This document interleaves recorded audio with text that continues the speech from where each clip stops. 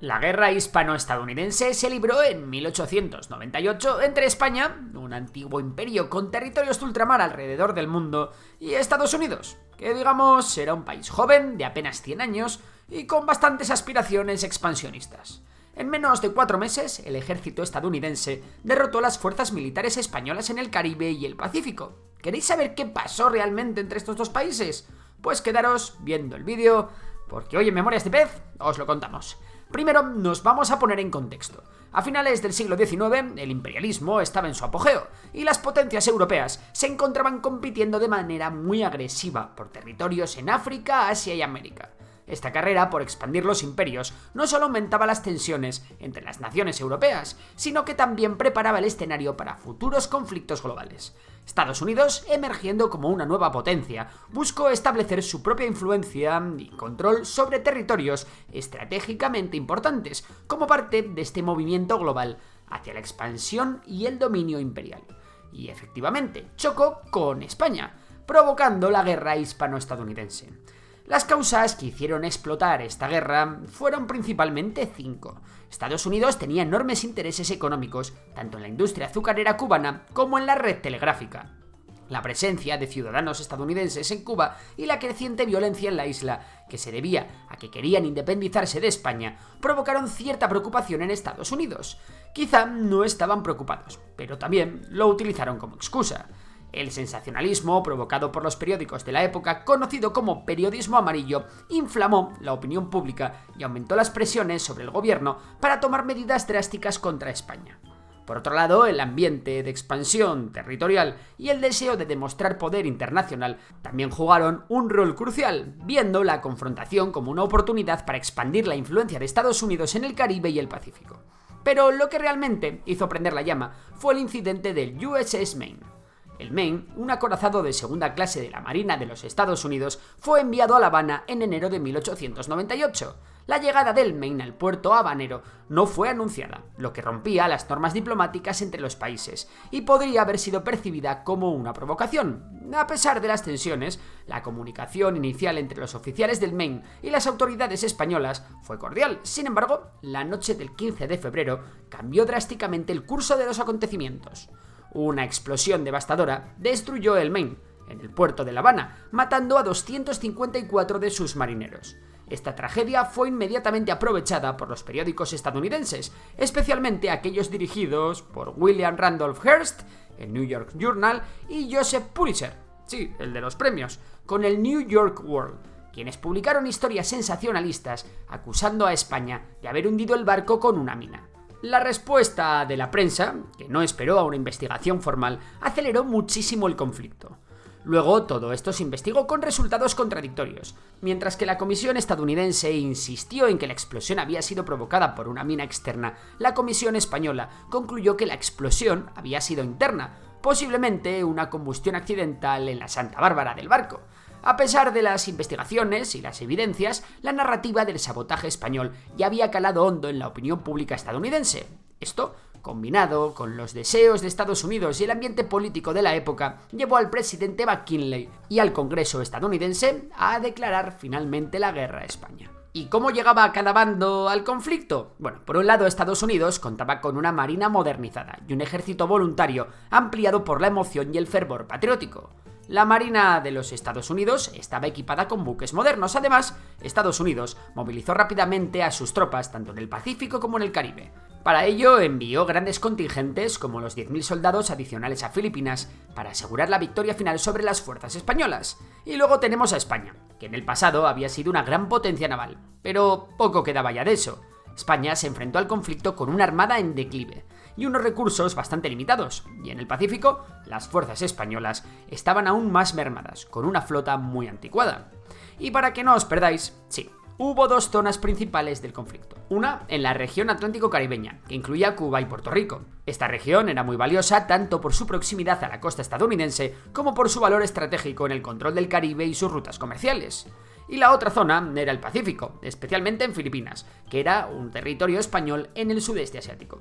Controlar Filipinas ofrecía a Estados Unidos un punto de entrada significativo en Asia, permitiendo una mayor influencia en la región y el acceso a rutas comerciales asiáticas, así que les interesaba muchísimo conseguirla. Con todo esto puesto sobre la mesa, vamos al lío. Estados Unidos declaró la guerra a España en abril de 1898, con el objetivo de liberar a Cuba de la presencia española. Aunque, que no nos engañen, Estados Unidos ya había realizado una serie de movimientos estratégicos incluso antes de la declaración formal de guerra. Prueba de ello son los ejercicios de tiro en Hong Kong o la posición eventualmente ofensiva que la Armada había adoptado en Filipinas y la isla de Guam.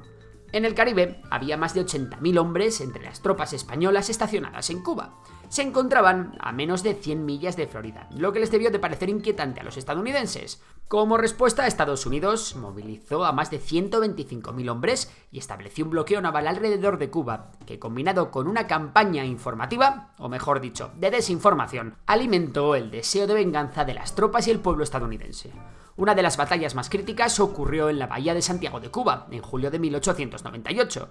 Allí la flota española, comandada por el almirante Pascual Cervera, intentó romper el bloqueo naval estadounidense, pero esta fue interceptada por la flota de Estados Unidos bajo el mando del comodoro Winfield Scott Shelley y el almirante William T. Sampson. Los buques españoles fueron perseguidos y destruidos o capturados cerca de la costa de Santiago. El enfrentamiento naval entre la Armada española y estadounidense terminó con un rotundo éxito para Estados Unidos.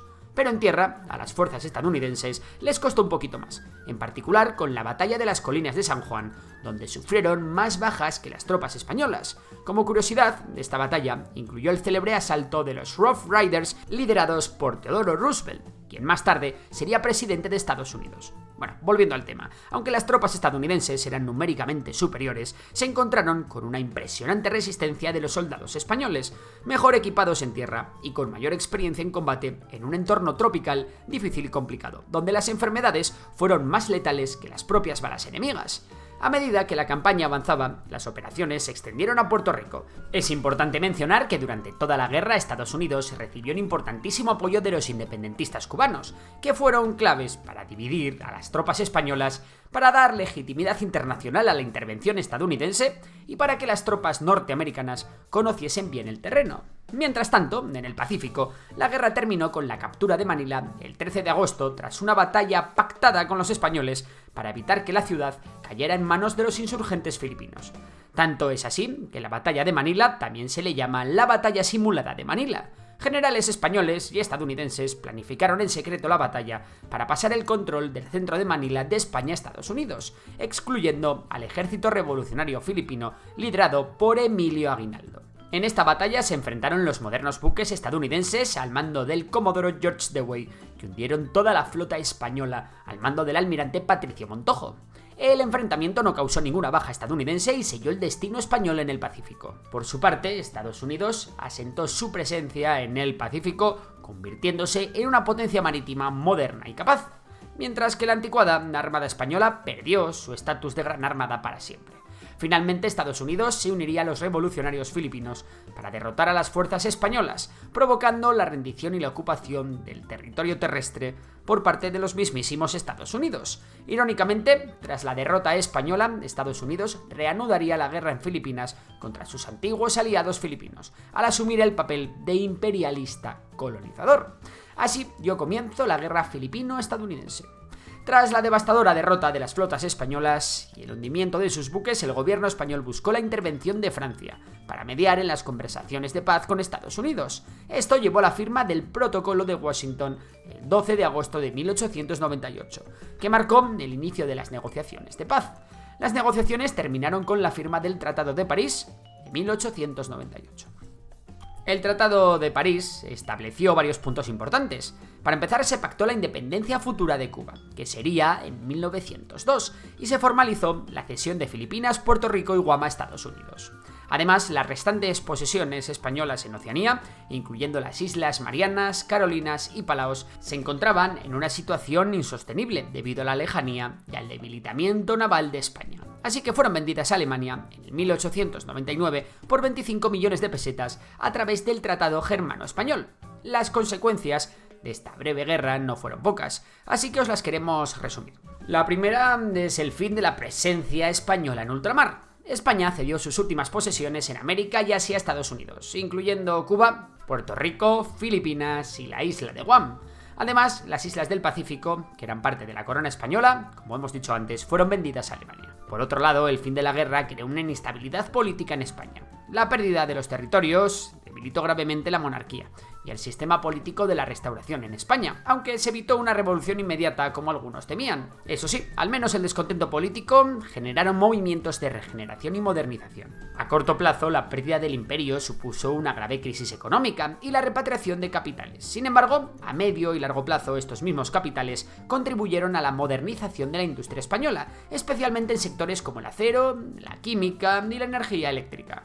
Por otro lado, la victoria y los tratados siguientes marcaron el ascenso de Estados Unidos como una potencia imperialista, aunque la guerra y sus resultados también estimularon el debate interno en Estados Unidos sobre el papel del país en el mundo. Figuras como Mark Twain y otros intelectuales cuestionaron la ética y las consecuencias del imperialismo estadounidense, alimentando movimientos antiimperialistas que tendrían eco en las políticas internas y externas en el futuro del país. Para Filipinas, el fin de la presencia española supuso el inicio de la Guerra Filipino-Estadounidense, un conflicto sangriento que resultó en la muerte de miles de filipinos y la imposición de un control colonial estadounidense hasta después de la Segunda Guerra Mundial. Puerto Rico pasó a pertenecer a Estados Unidos, pero sin ser uno de sus estados. De hecho, la isla aún tiene un estatus político y legal único. Cuba, al igual que Puerto Rico, no se anexiona a Estados Unidos, pero fue ocupada militarmente hasta 1902, cuando obtuvo la independencia formal, pero con ciertas condiciones, como la enmienda Platt, que aseguró a Estados Unidos el derecho a intervenir militarmente en la isla. La nueva posición de Estados Unidos en el Caribe cambió las dinámicas de poder en la región y consolidó el papel estadounidense como el árbitro dominante en asuntos del Caribe y Centroamérica. Y hasta aquí el vídeo de hoy. Si te ha gustado, ya sabes que puedes darle a like, suscribirte y nos vemos en próximos vídeos. Por lo demás, un saludo y hasta la próxima.